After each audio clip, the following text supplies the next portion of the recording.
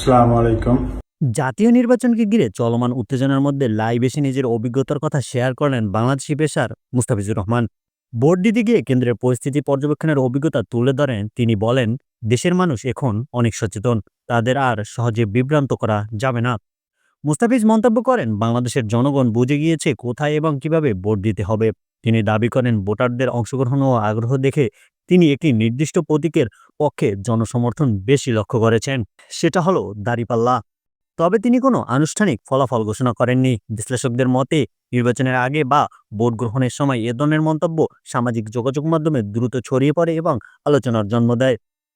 নির্বাচন কমিশন জানিয়েছে, চূড়ান্ত ফলাফল ঘোষণা না হওয়া পর্যন্ত কোনো ধরনের অনুমান বা অপ্রমাণিত তথ্য প্রচারে সবাইকে সতর্ক থাকতে হবে।